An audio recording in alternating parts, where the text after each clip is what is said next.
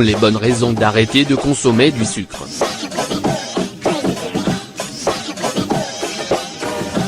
Le sucre est un produit très ancien extrait de la canne à sucre. On raconte qu'elle était cultivée en Inde et connue par les Grecs et les Romains en tant que miel d'Inde. Pourtant, les Chinois connaissaient le processus d'extraction et du raffinage de la canne à sucre bien avant. Saviez-vous qu'aujourd'hui, on appelle sucre tous les hydrates de carbone qui se dissolvent dans l'eau facilement? Ils sont incolores, inodores, normalement cristallisables et ont tous un goût sucré. Le sucre est une substance hautement addictive comme le sont les drogues et en général, provoque des dégâts considérables dans notre organisme. Quand nous consommons du sucre, le système immunitaire se fragilise pendant 6 heures, ce qui nous expose plus aux germes et aux virus. De plus, le sucre réduit nos envies de manger des aliments nutritifs comme les légumes, ce qui entraîne des déficiences nutritionnelles. Que provoque l'excès de sucre dans notre organisme?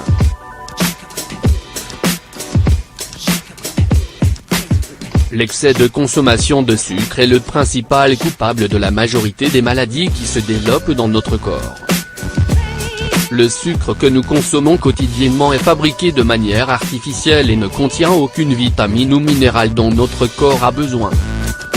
C'est pour cela que le sucre ne nous apporte rien du point de vue nutritionnel, et qu'il vole même à l'organisme les minéraux et les vitamines dont il a besoin. Cela peut donc engendrer des dégâts dans les processus métaboliques de notre corps, puisque l'excès de sucre a de nombreuses conséquences sur notre santé, l'une des plus connues étant le diabète. Les bonnes raisons de ne pas consommer de sucre. Le sucre peut être addictif, comme la cocaïne selon le Dr Robert Lustig, endocrinologue. Le Dr Mermet a écrit récemment que lorsque l'on ingère du sucre, la libération de dopamine est stimulée dans le cerveau, ce qui génère du plaisir. La consommation de sucre à l'excès augmente le risque de souffrir de cancer, puisqu'elle représente l'une des causes de l'obésité et des hauts taux d'insuline, qui engendrent la reproduction de cellules cancéreuses. La consommation de sucre est nuisible pour le cœur. Quand vous suivez un régime, vous pouvez penser que tout ce que vous consommez est sain, mais les aliments sucrés inclus dans la diète peuvent être nocifs. Certaines études suggèrent que les régimes riches en sucre ou contenant trop de charge glycémique engendrent de plus gros risques de souffrir de maladies cardiaques. L'excès de sucre est la cause de la hausse des triglycérides dans le sang, puisque c'est un type de graisse qui stocke les calories additionnelles de sucre et qui diminue les niveaux protecteurs de cholestérol. Le sucre peut endommager le foie, qui est un organe complexe et qui est l'une des principales zones de stockage de glucose sous forme de glycogène.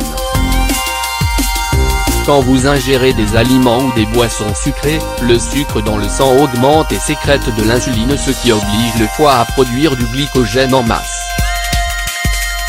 Ensuite, le foie transformera le surplus de sucre, glycogène, en graisse. Le sucre peut endommager le cerveau. Certaines études préliminaires indiquent que le sucre dans le sang peut atrophier les zones responsables de la mémoire dans le cerveau. L'excès de sucre peut provoquer de l'acné.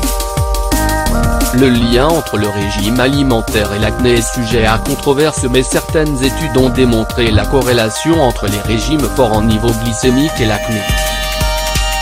Ces régimes sont souvent riches en sucre, puisque les hauts niveaux de sucre dans le sang peuvent libérer des hormones qui entraînent des sécrétions de graisse, ce qui empire l'acné.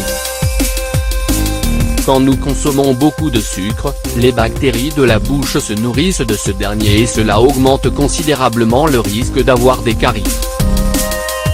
Nous avons ici évoqué les raisons pour lesquelles il est mauvais de consommer du sucre. Nous abstenir de cet aliment nuisible peut préserver notre santé et nous éviter de contracter de nombreuses maladies causées par cette substance. C'est pour cela qu'il est important de bien nous renseigner sur les doses et les manières de le consommer.